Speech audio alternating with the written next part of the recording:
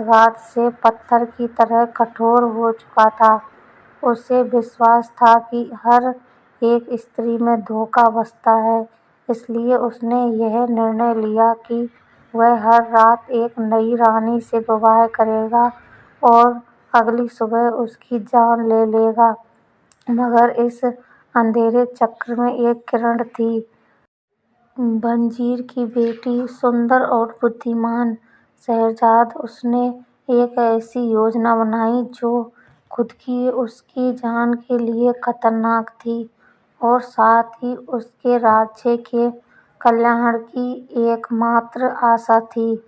شہزاد نے اپنی کہانیوں میں شرن ڈھونڈی کیونکہ اس کے پاس ایک برے پستکالیہ جتنا گیان تھا اور اس کی کتھائیں بہت ہی من موہک تھیں۔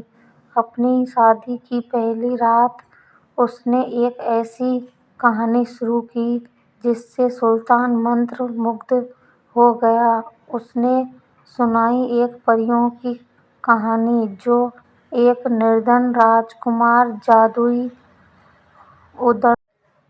ادنڈ تستری اور اس چالاک جنی کی تھی جس نے اسے ایک رہسیامئی خزانہ کھولنے میں مدد کی۔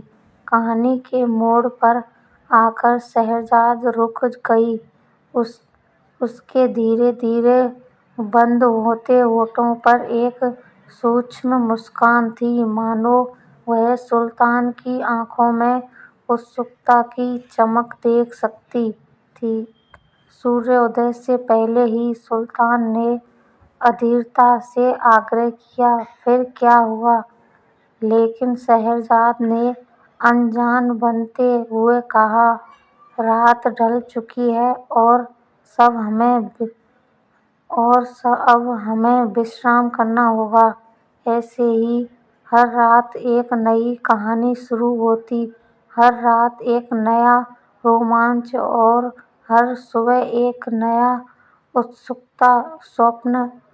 1001 رات بیت گئیں۔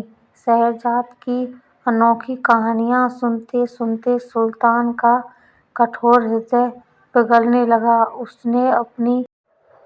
اس نے اپنی سنگین نیتیوں کو تیاگ دیا اور اس نے شہزاد میں اپنا سچا پیار پایا، اور یہ سب ہوا کہانیوں کے جادو سے۔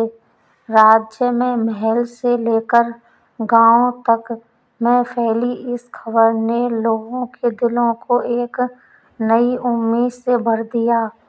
شہرزاد کی کہانیوں نے نہ صرف اس کی اپنی زندگی بچائی بلکہ پورے راجیہ کو ایک نئی دشا دکھائی۔ اور اس طرح الف لیلا کی کہانیاں بچوں کے من، یواؤں کے سپنے اور بزرگوں کی یادوں میں بس گئیں۔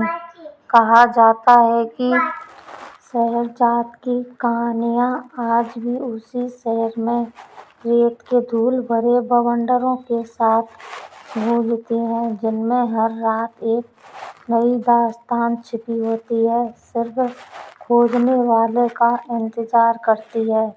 کہانی اچھی لگے تو لائک، کمنٹ، شیئر کریں۔ چینل کو سبسکرائب ضرور کر لیں، اس سے آگے کی کہانیاں سبھی آپ سن پائیں گے۔ دھنیہ واد۔